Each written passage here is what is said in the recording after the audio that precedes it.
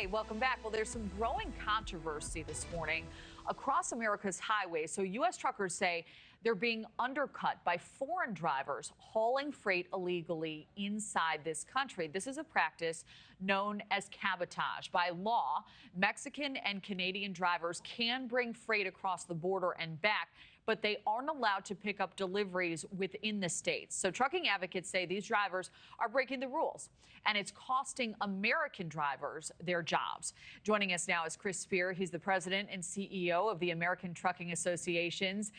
Chris, good morning. I didn't know much about this before, but, you spotlight this in your op-ed, this issue, and you describe it as not competition, but essentially as theft. So can you walk us through how American drivers are now being robbed of their work? Yeah, thanks, Kelly, for having me on. And this is a practice that's actually undercutting U.S. drivers, stealing, their jobs, lowering pay, cutting rates. It's got to stop. This is an administration, a president that has demonstrated a commitment to enforcing the laws in this country. This practice under the U.S.-Mexico-Canada trade agreement allows drivers from foreign countries to come into the U.S., drop their load, and return to their country. So if you're crossing from Mexico, that's legal. It's a B-1 visa. It allows you to come into the United States, drop that load, and return to Mexico. Shady carriers, employers, businesses are taking that Mexican driver out of the truck, putting it in their truck, and moving loads domestically.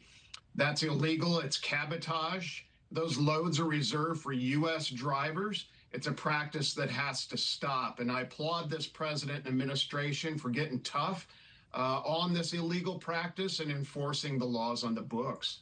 Yeah, and I have to ask you, you give this example of an Arizona carrier who made more than $2 million using B-1 visa drivers for these domestic hauls. How widespread do you believe this problem actually is? We believe it's a practice that's surging, and it's undercutting not only companies that are operating in the U.S. Fairly and according to the law, it's also undercutting U.S. truckers, and that is just a practice that's got to end. We're operating, coming out of the last administration, in a freight recession. The last 3 years have been very difficult for our industry to be profitable. When U.S. Shady carriers use foreign drivers like B-1 visa drivers from Mexico, it's taking jobs away from U.S. drivers. And this cabotage practice is something that a lot of people really weren't aware of. We've been communicating with the secretaries of Homeland Security as well as Transportation to really focus our resources on this practice and go after these shady carriers in the U.S. that are illegally using these drivers to move domestic freight.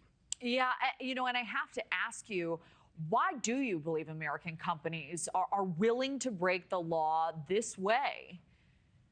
It's very profitable. You can get higher margins if you're using drivers that are, from a foreign country. They're getting paid more than they would, say, in Mexico, but they're paid much less than what our U.S. drivers would get for moving that load domestically.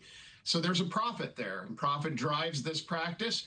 Cabotage, again, is illegal, and making our enforcement resources in the United States aware of this practice, focusing on these shady carriers, and making certain they understand that not only is this illegal, you will be targeted by federal resources if you're using foreign drivers to move domestic loads that candidly are reserved for U.S. drivers. It's a fairness issue, and we just simply cannot continue to undercut loads that are reserved for U.S. domestic drivers. Yeah, well, it is an eye-opening op-ed. I certainly learned a lot in just the few minutes we had. Chris Spear, thank you for coming on, making your case.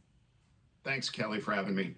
Thank you for watching. Subscribe below and download our NewsNation app right now on your phone, and you will get fact-based, unbiased news for all Americans.